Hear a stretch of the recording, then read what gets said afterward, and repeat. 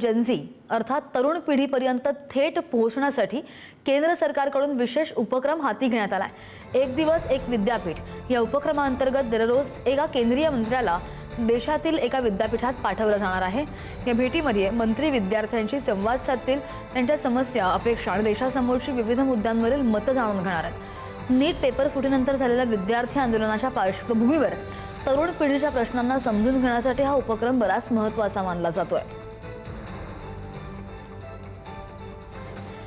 या संदर्भात आणखी जाणून घेणार आमचे प्रतिनिधी शिवाजी काळे आपल्या सोबत आहेत। शिवाजी, हा उपक्रम नेमका कसा असेल आणि या उपक्रमाची अंमलबजावणी कधीपासून होतीये?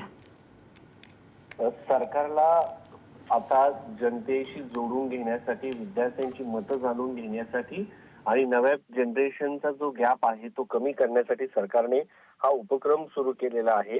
एका विद्यापीठाला एका मंत्र्यांनी भेट द्यायची आणि सरकारच्या ज्या योजना आहेत त्या विद्यार्थ्यांना सांगायच्या, अशा पद्धतीचा हा कार्यक्रम आहे।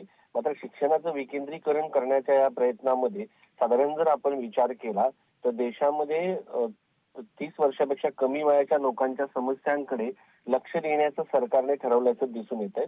साधारण या सगळ्या विद्यार्थ्यांची संख्या 36 ते 37 कोटीच्या आसपास आहे। कारण उच्च शिक्षण जे आहे अलीकडच्या काळामध्ये विद्यार्थ्यांचं प्रमाण अधिक वाढताना पाहायला मिळतंय। 1983 ते 2023 या 40 वर्षामध्ये 20 ते 29 वयोगटातील पदवीधर शिक्षण घेतलेल्या लोकांची टक्केवारी 4% 28% वाढलेली आहे। आणि याच विद्यार्थ्यांना आता सरकार आपल्या योजना ज्या आहेत ते पोहोचवण्याचं काम करणार आहे।